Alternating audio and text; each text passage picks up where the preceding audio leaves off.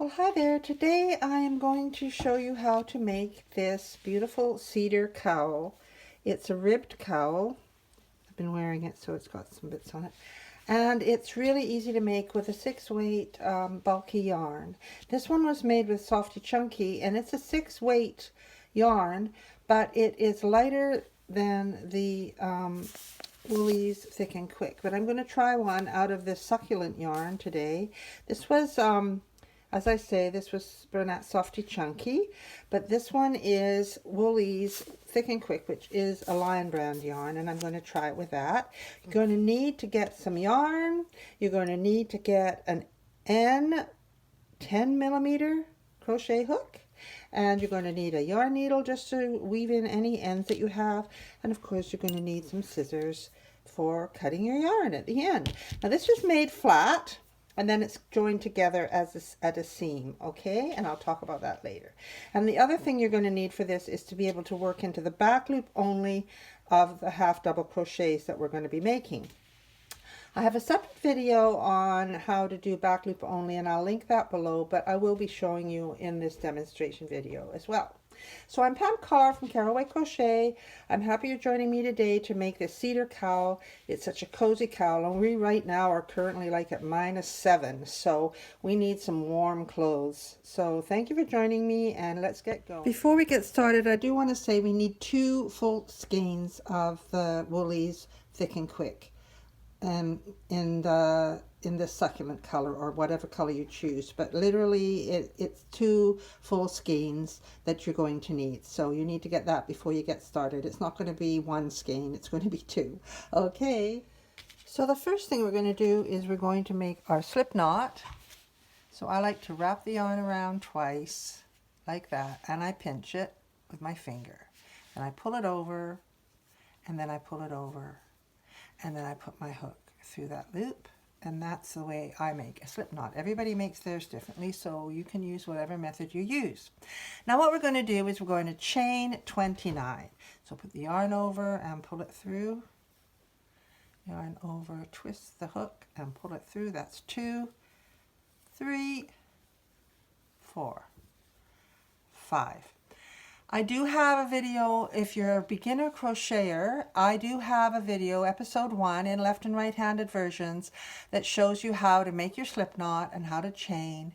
And then I have a second video that shows you how to do the single crochet stitch. And I have subsequent videos on how to do the half double crochet and the double. So if you are new to crochet and not confident with these stitches, please do find those video tutorials, go back and check them out, and then come back to this video when you've learned how to do a half double crochet. But I will show you in this video, but if you really want a detailed explanation, that's the place to learn. Okay, so we've got 1, 2, 3, 4, 5. Here's number 6, 7. I'm not going to do all 29 on camera. I'm going to go away and make 29 and come back, and we'll move on. Right, so now I have 29 chains, and we are going to be working this in the flat. We're not joining it together. We're not making a circle, doing it in the round or anything like that. We're just working back and forth on each row. Now I'm going to half double crochet into the second chain from the hook. This is the first one, and this is the second. And I'm going to do a half double crochet. So yarn over, we're going to go into that second chain, yarn over, and pull it through. Then yarn over and pull it through the 3 of them. That is a half double crochet. Yarn over, go into the next chain, put your hook in, yarn over, pull it through, yarn over, pull it through all 3. And we're going to half double crochet all the way around down the chain, and because we went into the second chain from the hook, we're going to end up with 28 half double crochets. Okay, so yarn over into the next chain, yarn over, pull it up, yarn over, and then go through all 3 of those loops. And I'll meet you at the end of row 1. Okay. Okay, so here we are. We've got a row of half double crochets. Now we have that beginning where that's going to be the what they call the turning chain. We don't count that as a stitch, so we're going to count the stitches. 1, 2, 3, 4, 5, 6, 7, 8, 9, 10, 11, 12, 13, 14, 15, 16, 17, 18, 19, 20, 21, 22, 23, 24, 25, 26, 27, 28. So we're going to chain 1 and turn. This is our turning chain. We don't count it as a stitch. And from this point on, every row we do, we are going to be working into the back loop only, which is BLO, back loop only, okay? So if we turn our crochet to look at the top here, we can see all of these little V's going down. So we're going to be working into the back loop only. So we're going to yarn over, because we always do that before we start our half double crochet. And then we're going to go into the first stitch. So that's going to be this loop right here. You see that V? We're going to go right into there. Yarn over, pull it up, yarn over, pull it through 3. Yarn over. Now we're going to go to the next V, which is here. And we're going to go into the back loop only. See how this front one is still there? Yarn over, pull it through, yarn over, pull it through 3. We're going to look at the top again. You'll see there's our next stitch. Yarn over and go into that back loop only. Yarn over, pull it up, yarn over, pull it through. We're going to go all the way down. And it's really important to count your stitches when you're doing this, because you might not have gone into the right stitch at the beginning, and you get to the end and you don't know how many stitches you have, because you want it to be nice and even on the edges. So I have done 1, 2, 3, 4, 5, 6. So I need to go on until I have 28. But you see what happens with the back loop only? You get this really cool ridging effect, and it makes like little hills and valleys. So I'll get to the end of this one, we'll count our 28 stitches and start on the next row. So here we are at 27, and then you'll see when we get to the end, we have to kind of twist it up like this, and here we see the last little V, and we go into that one and do a chain 1 and turn. And you see how it's dipping down, and on this side it's going up. This is creating a ribbed effect, okay? So I've chained 1. So we've chained 1 and we've turned. And now we're going to put the yarn over, and you see this first stitch here. We've got that bit there with chain 1, which is our turning. We're going to go into this first stitch here, into the back loop only, and do our half double crochet, okay? Then we're going to look again. There's another V, yarn over, go into that back loop only, and that's 2, okay? 3. Look at that stitch. We don't go into the front one, we go into the back. All the way down, and we should have 28 at the end of this next round. Here we are at the end, and we're going to do number 28 into this last one. Chain 1 and turn. So let's count our stitches, okay? That's our turning chain. We don't count that one. 1, 2, 3, 4, 5, 6, 7, 8, 9, 10, 11, 12, 13, 14, 15, 16, 17, 18, 19, 20, 21, 22, 23, 24, 25, 26, 27, 28, and our chain 1 to turn. So that's what we're doing. Here we are. We've turned to the next row. I kept saying round because I'm used to going in the round, but this is actually rows. And here we go. This is our first stitch, right? There's our chaining. This is our first stitch. This is the tricky part, to know which stitch to go into, okay? So we're going to go into the back loop only and head on down the row. So we're going to work like this for quite a few rows, okay? We are going to make 32 rows. Now the way you count your rows is to look at this. This is the first row, this is the second row, this was the third one, and they go up and down, up and down. Okay, so that's 2. We've done number 3. When we've got number 4 finished, it will be going down. You can see that's happening here. So what I'm going to do is I'll finish row 4, and then I'll come back and show you. Here we are, I've finished row 4, and you can see how it goes up and down, up and down. And this line, this sort of line, is in the middle of each of those little ridges or ribs, okay? So we're going to go till we have 32. So you'll go 2, 4, and you'll count that way until you get to 32. If it's looking like, you know, it's not going that completed rib, you have to double check. Or you can just count 1, 2, 3, 4 for your rows, okay? So keep going until you've got 32, always working into the back loop only of the previous row, half double crochets all the way, and I'll see you at the end of row 32. So this takes about 2 skeins of the Lion Brown Woolies Thick and Quick to make the 32 rows that we needed. Okay, so I've got them, you see here, they go up and then down. This is the way I've got it laying right now. So this is 2, 4, 6, 8, 10, 12, 14, 16, 18, 20. 2, 4, 6, 8, 30, 32. So we've got our 32 rows done of the back loop only, half double crochet for a row, chain 1, turn it, and another back loop only, half double crochet row. So now what we're going to do to finish it off is we are going to lay it down so that we've got the short ends like this, and we are going to use our yarn. Let me get it around here. Okay, I did chain 1. And we're just going to go into the first one, and we're going to slip stitch. So that means you put the yarn over the hook, pull it through, and pull it through. Okay?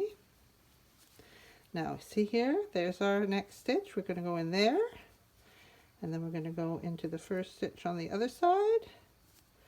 Going to put the yarn over, pull it through, and pull it through, and pull it through the loop. Okay, next one, into the one stitch and the one stitch on the other side, match them up, yarn over, pull it through those 2 stitches, and then through the original loop on your hook, because that's always on your hook, right? Then we're going to go to the next one,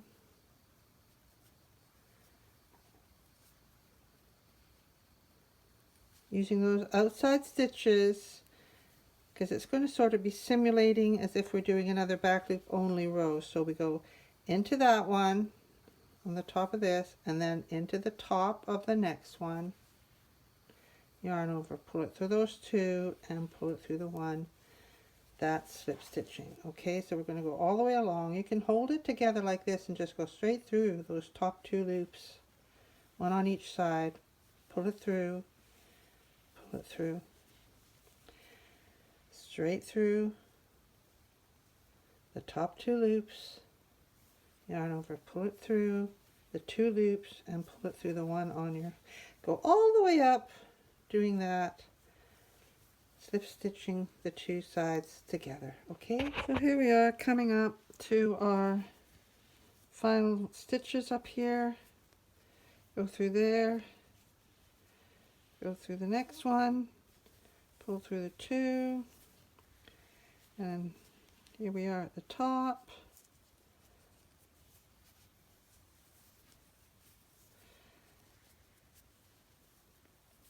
I'm just going to go right through those last 2 there, pull it through there, pull it through there, and pull it through the loop, and then we're going to cut the yarn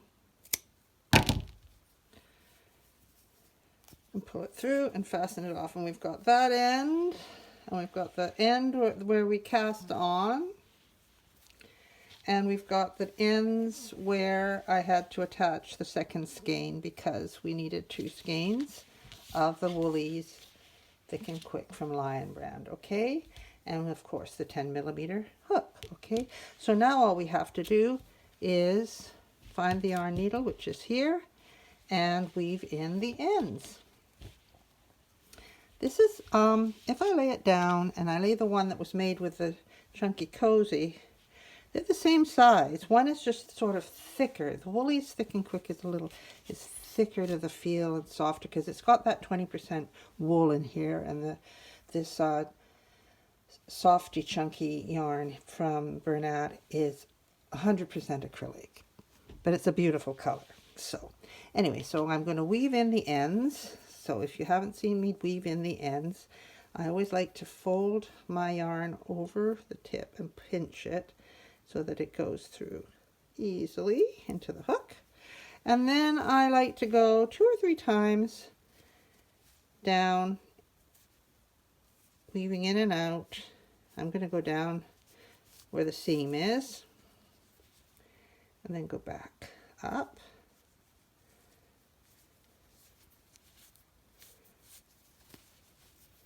And then go down over here on the through a few different stitches, okay, just to make sure that this is not going to work itself out. Okay, cut that off.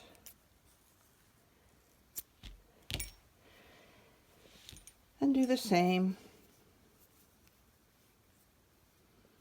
for the second piece of yarn on the end here.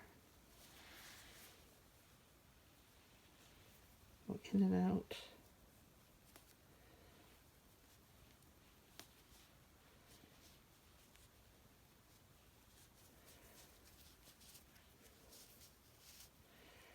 And then I'm going to go back up in and out. That way. Now where I join the yarn together here, I tie a knot. So what I like to do, if it's in the middle of my work, you see how it's sort of a looser loop there? I like to undo my knot, pull it tight, the first part of the knot, and retie it, and then thread the yarn through. That just makes it a little bit tighter, because sometimes when you have a knot in it and you start your half double crochet, it just affects how that stitch works out. So I'm going to thread it through there.